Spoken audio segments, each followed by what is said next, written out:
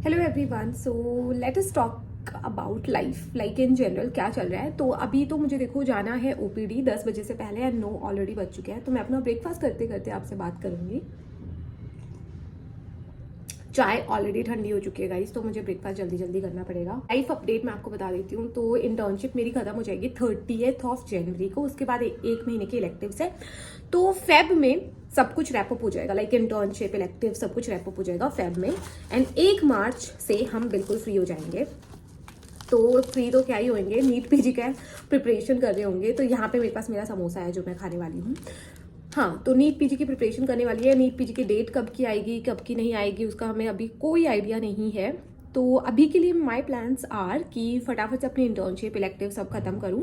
PG की तैयारी करनी है सबसे पहले तो, लेकिन उससे भी बड़ी बात है कि मार्च के फर्स्ट वीक या सेकेंड वीक मैक्सिमम हमें हॉस्टल भी खाली करने पड़ेंगे।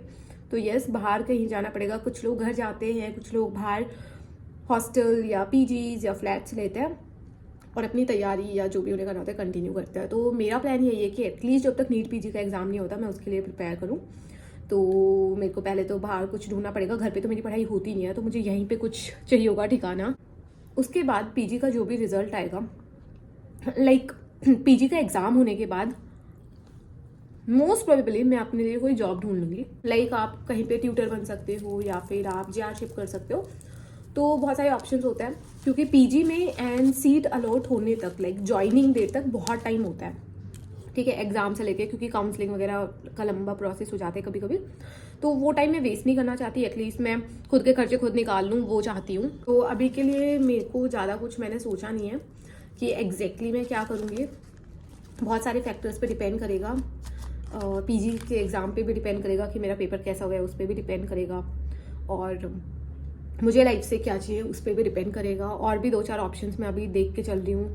कभी कभी तो मुझे डाउट होता है कि मुझे पीजी भी करना है या नहीं करना है। मुझे कोई अच्छी गवर्नमेंट जॉब लेके सेटल हो जाना है, थोड़ा लाइफ चिल तरीके से जीनी है। तो कभी कभी मुझे इस चीज़ को लेके भी डाउट होता है कि पीजी अभी करनी चाहिए या अभी कोई एमओ वगैरह की जॉब कर लेता है, लाइक ऑब्वियसली गवर्नमेंट जॉब, लेकिन उसके बाद कुछ सालों बाद कर लेंगे। सबसे इंपॉर्टेंट चीज़, क्योंकि मुझे पीजी जो करनी है वो ऑब्स एंड गायनी में करनी है। तो मतलब हमेशा से मुझे ऑब्स एंड गायनी सब्जेक्ट में बहुत इंटरेस्ट रहा है, लेकिन मेरी ऑब्स एंड गायनी की जो लॉन्ग हमारी पोस्टिंग्स होती है वो अभी तक हुई भी नहीं है। तो अभी मैं वो पोस्टिंग कर लेती हूँ पहले। दिसंबर एंड जनवरी में है, 45 डेज़ की समथिंग होती है। उसके बाद मेरा इंटरेस्ट और ज़्यादा मुझे लगता है कि चेंज होना होगा तो हो जाएगा, या फिर बहुत और स्ट्रांगली अगर मैं उस सब्जेक्ट से रिलेट कर पाऊँगी तो वो कर पाऊँगी। तो मुझे लगता है क्लैरिटी मुझे ऑब्स गायनी की पोस्टिंग्स के बाद ही मिलेंगे, क्योंकि मैंने बहुत नेगेटिव रिव्यूज़ सुने।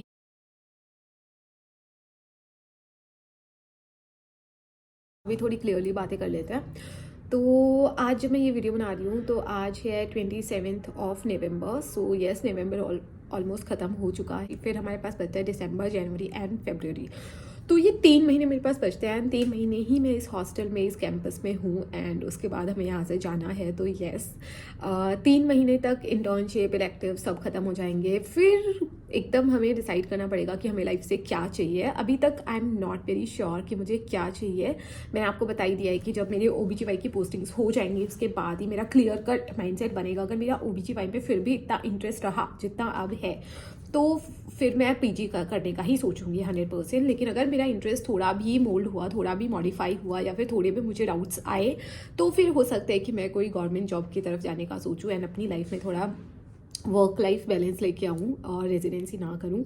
एनीवेज, अभी कहना बहुत मुश्किल है कि क्या करना है। हाँ, मुझे इतना पता है कि अगर मैं पीजी करूँगी तो ओबीजीवाई में ही करना पसंद करूँगी। देखो, फ्यूचर किसी ने नहीं देखा, हो सकता है कि कल को क्या हो जाए काउंसलिंग में और कल को क्या हो जाए मेरे इंटरेस्ट का, but as of now, as of today मुझे ओबीजीवाई में ही इंटरेस्ट है। तो उतना ही मैं कहना चाहूँगी। एंड अगर ओबीजीवाई की मेरी पोस्टिंग्स अच्छी गई, मुझे इंटरेस्ट उतना ही बरकरार रहा, तो मैं ओबीजीवाई में पीजी करना चाहूँगी।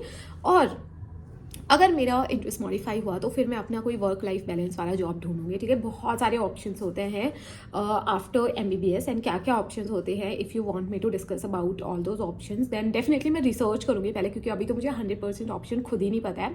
लेकिन क्योंकि मैं खुद के लिए रिसर्च करूंगी, क्योंकि अब तो बहुत ही हाई टाइम आ चुका है कि अभी रिसर्च करना पड़ेगा कि क्या क्या ऑप्शंस है। एटलीस्ट हमें ये तो पता हो। हमेशा की तरह ये ना हो जाए कि मेडिकल वालों के लिए एक ही ऑप्शन है, या तो डॉक्टर बन जाओ या तो पीएचडी कर लो, पीएचडी करके डॉक्टर बन जाओ। ऐसा नहीं होता है, बहुत सारे ऑप्शंस होते हैं। एंड अभी एटलीस्ट मेरे में उतनी अवेयरनेस है कि मैं रिसर्च करूँ, तो रिसर्च जैसे ही करूँगी तो मैं उसके ऊपर एक फुल फ्लेजेड वीडियो भी लेके आऊँगी आप सबके लिए। तो इंटर्नशिप ऑलमोस्ट ख़त्म होने को है, डर्मा पोस्टिंग चल रही है मेरी, एंड डर्मा पोस्टिंग के अंदर जाने के बाद ना बहुत सारी स्किन से रिलेटेड, पिंपल्स पिंपल्स, एक्ने, इन सब से रिलेटेड बहुत सारी चीज़ें सीखने को मिली हैं। पूरी बॉडी, इवन पूरी स्किन से रिलेटेड हमें कैसे केयर करनी चाहिए, बहुत सारी चीज़ें मुझे सीखने को मिली है। सो इफ़ यू वांट कि मैं उसके ऊपर एक डेडिकेटेड लॉन्ग वीडियो लेके आऊँ, then let me know in the comment section below. क्योंकि यार मतलब डर्मा बेशक एक ही हफ्ते की पोस्टिंग लगी है, अभी तो मुझे ओपीडी में जाना है, टाइम ऑलमोस्ट होने को है, तो एक ही हफ्ते में मैंने बहुत कुछ सीखा है एंड बहुत ऐसी चीज़ें सीखी है जो मुझे आज तक नहीं पता थी। सो इफ़ यू वांट कि मैं आप लोगों के साथ ये सारी चीज़ें शेयर करूँ, हो सकता है आपकी थोड़ी हेल्प हो इसमें। So let me no, and कोशिश करूँगी कि मैं कुछ कुछ चीज़ों की फ़ोटोज़ लेके आऊँ, एटलीस्ट पेशेंट्स की, जिसमें फेस वेस ना हो, बट उनके जो भी इफेक्टेड एरिया है उसकी फ़ोटो लेके आऊँ, एंड उसके साथ आपको दिखाऊँ कि ये चीज़ क्या होती है, इसको कैसे क्योर कर सकते हैं, या फिर क्या चीज़ें एटलीस्ट हम अवॉइड कर सकते हैं जिससे ये डिजीज़ ठीक हो जाए। तो ऐसा कुछ एक वीडियो लाने का मैं सोच रही हूँ डर्मा पे, क्योंकि डर्मा स्किन हम सब इतने कंसर्न हैं हमारे लुक्स को लेके, हमारी स्किन को लेके, हमारे हेयर को लेके, and hair and skin majorly जो है वो डर्मा डील करता है उसके साथ। तो yes, I am learning a lot of new things, and I let you know. मैं एक वीडियो लेके आऊँगी इस पर, बहुत ही इन्फॉर्मेटिव लेके आऊँगी, जिसमें मेरे लाइफ के एक्सपीरियंसेस भी होंगे।